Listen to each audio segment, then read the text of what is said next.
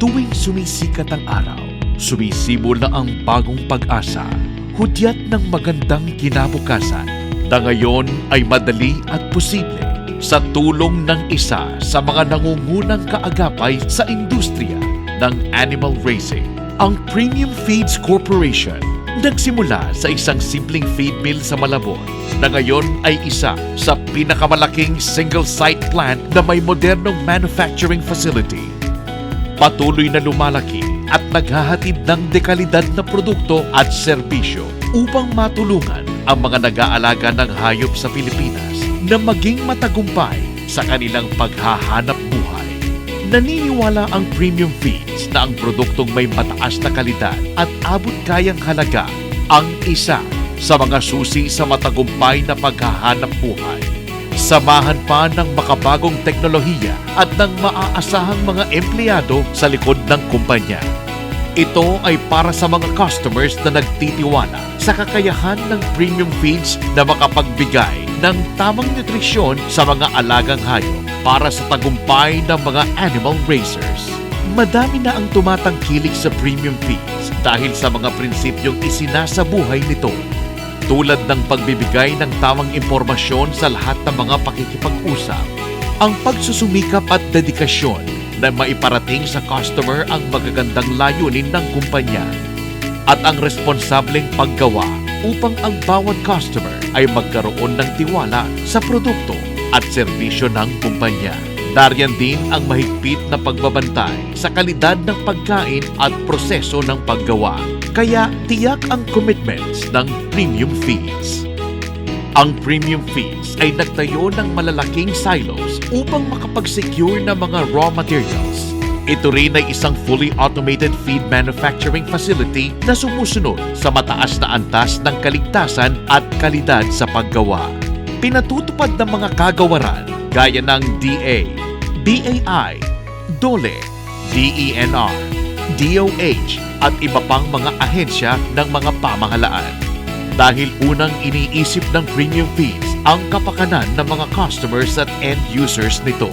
Tara, samahan niyo akong ikutin ang planta at tingnan kung paano gumawa ng mga pakaing dekalidad at ligtas.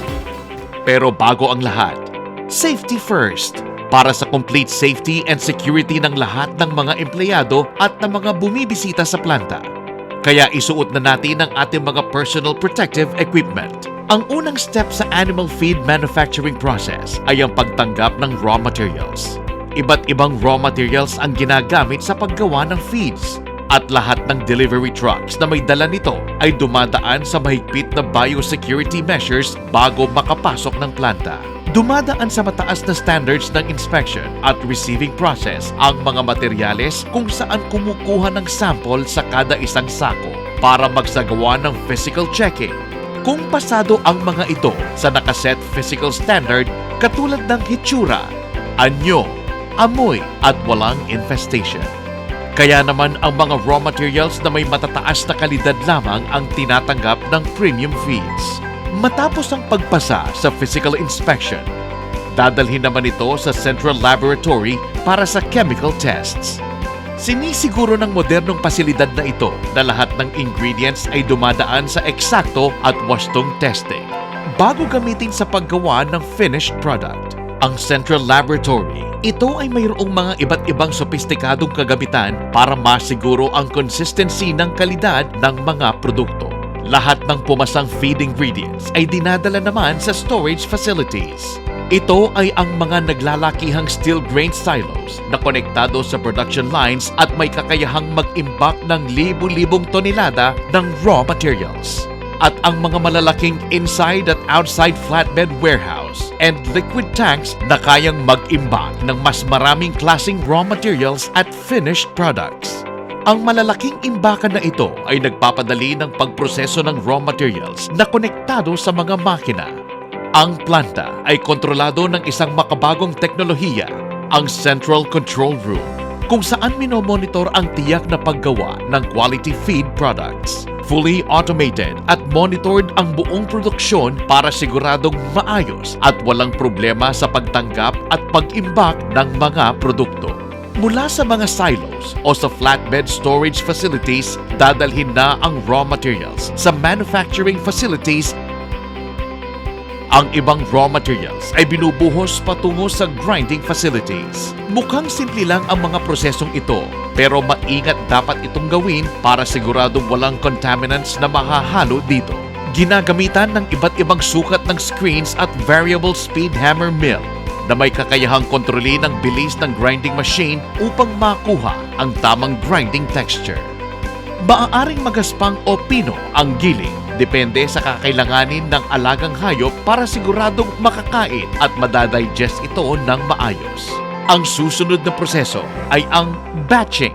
Sa prosesong ito, inihahanda ang lahat ng mga kakailanganing materyales. Ito ay mahalagang prosesong dinadaanan dahil kada produkto ay may nakalaang tamang sukat para angkop ang feeds sa wastong pangangailangan ng pagkain ng hayop. Gumagamit ng weighing scales at computers para siguradong tama ang dami ng mga ingredients na isasama para magkaroon ng pinakamagandang blend or mix ng feeds. Susunod sa batching ang mixing. Pagsasama-samahin ng mga ingredients at hahaluin sa pamamagitan ng high-efficient double shaft paddle mixer. Maingat na proseso ang ginugugol sa mixing process para siguradong makuha ang tamang nutrients sa bawat isang butil na pagkain. Matapos haluin ang mga ingredients, ito ay dadaan sa conditioning process. Sa prosesong ito, ginagamitan ng double pass conditioning system. Dito maingat na binabantayan ang tamang temperatura at pressure ng steam upang makuha ang tamang luto o gelatinization ng mga ingredients. Importante ang hakbang na ito para sigurado na mas madaling ma-digest at ma-absorb ng mga hayop ang nutrients na nasa feed. Susunod ang pelleting o kaya naman ay crumbling kung saan ginagawa ang tamang sukat ng feeds. Ang kagandahan ng prosesong ito ay nagkakaroon ng bawat isang butil ng balanseng nutrisyon at palatability sa mga hayop. Ang proseso ng pelleting ay bawas wastage at nagbibigay doon sa sterilization. Bawat pellet ay dapat tama ang laki para sa tamang pangangailangan ng alaga sa bawat stage ng kanilang pagkain. Matapos nito ay kailangang palamigin ang feeds. Ito ang cooling process kung saan ilinalagay sa tamang temperatura ang pelleted feeds sa pamamagitan ng pagtanggal ng excess na init at moisture para hindi madaling masira at maiwasan ng amag sa feeds. Kapag lumamig na ang feeds, ang produkto ay dadaan sa sieving process kung saan inihihiwalay ang hindi tamang sukat ng feeds. Sa prosesong ito ay ginagamitan ng rotary sifter. Ang isa sa pinakahuling proseso ay ang bagging ng feeds. Ito ay isang eksaktong proseso na gumagamit ng scales at computers para masigurong tama ang timbang ng feeds na makakarating sa mga customers. Bawat produkto ay inilalagay sa sako para masiguradong ang produkto ay angkop sa alagang hayop. Ang bawat sako ay chine-check para siguraduhing malinis at walang impurities ang produkto. Sinisiguro din na tama ang moisture at temperatura ng feeds. Kinukuhanan din ng sample upang itest sa laboratory para siguradong pasado sa nutrient standards. Matapos nito, ay nagre-retain ng sample sa bawat batch na nagsisilbing reference sakaling kailanganin ng iba pang pagsusuri sa produkto. Kapag cleared at good na ang feeds, saka ito dadalhin sa warehouse para sa kanilang susunod na destinasyon ang mga customers. Layunin lamang ng premium feeds na maiparating sa bawat animal raiser ang mga produkto at serbisyo na makatutulong upang mas maging matagumpay ang inyong kabuhayan.